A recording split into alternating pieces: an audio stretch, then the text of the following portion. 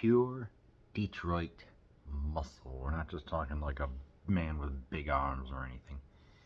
We are talking about a car that is cursed. John Carpenter brings Steohen King's best-selling novel to life in this chilling thriller. She was born in Detroit on an assembly line, but she is no ordinary automobile. She's a red and white 1958 Plymouth Fury whose unique standard equipments include an evil, indestructible vengeance that will destroy anyone in her way.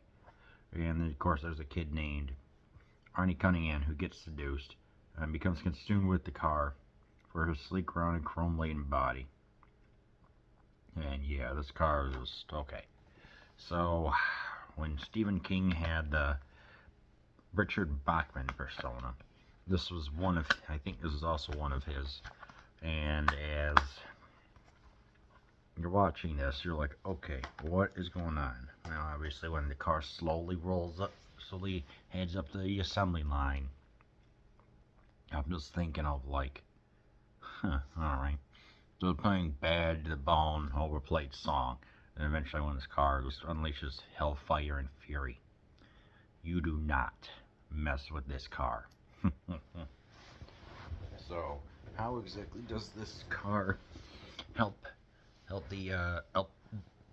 the actor, the dweeb character in the beginning? Well, the fact he's got the glasses, he looks like a stereotypical nerd, which is part of the plot in the beginnings. And he's got saying, "Hey, I will pay $300 for this car and it's all yours." And we get the history of what happened with this car, saying, "Hey, yeah, it was my brother's, but then some stuff happened around it." So it's been sitting in this George McCoy or something like that in his yard. Said, "Yeah, I'll just let it go because you seem like an honest kid or whatever for $250." And so he has the, I'll say falling out with his parents, but decaying relationship with his parents over the times. That car takes slow obsession with him, and as it does, he loses the glasses and starts to look more like I don't want to say a greaser, but it starts to look more suave and sophisticated. And you think that would be fun, a ladies' man, but nope. They make him become like the jerk, and as he's being the jerk, and I'm thinking, okay, this is happening, that's fine. So, what ultimately happens? Well, he becomes obsessed with the car. And at night, he stores inside this auto body shop or whatever. That's fine for whatever reason. I forget why it's in there, because it needs to be fixed or something like that. So, and yeah, I like Keith David. The way how he is. Yeah, I'm sorry, Keith Gordon. He portrays the character well. So at first being the nerd, but then eventually switching over to the suave, cocky driver. Even providing real menace when his friend is there with him and driving. I'm like, oh, alright then. Talk about a dang good performance.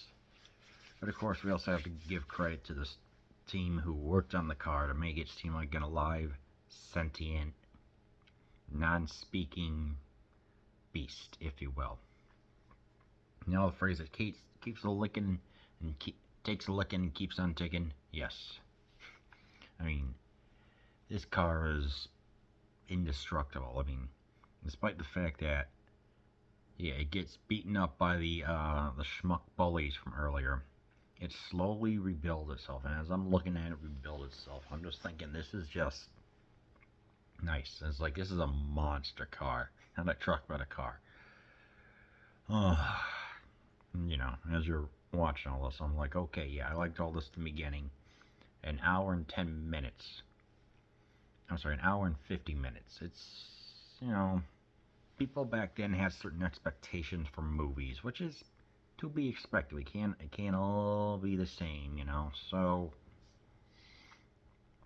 feels as though I was a little bored by when the car and the suave character are not there. When it's like the girlfriend and the friend are trying to, they're talking, trying to get him to return to his senses, but ultimately he doesn't. That felt like nowadays it wouldn't be as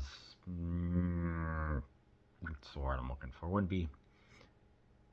It would ruin the flow nowadays if people, some people were to have a different mindset than me watching it, which I'll admit that. But like I said, don't let my opinion influence you. This is a good movie. I especially like the scene, like, yeah, obviously when they get towards the end with the freaking bulldozer. The bulldozer just pretty much demolishes the car, you know, saying, hey, it's like, we're going to conclude it by having a bigger piece of technology to help demolish it, and they send it over to the graveyard, and there in the graveyard, they think that they finally eliminated it, but that car is still coming out. But all the scenes, obviously convey how the car is feeling. It plays 1950s rock and roll, which I'm like, yeah, that would make sense. So, obviously having this car from hell be a demon beast thing, all this fits very well. Like the lack of like music besides from the car fits in well, especially when they're in the garage. You could tell like the crew knew what they were doing, and definitely when the car repairs itself, like the crew demolished it, but then they reversed all the footage that was gone and removed all the hands and everything. It really is quite a scene to see. So it's just like, hot dang, what a flick, Yeah, of course it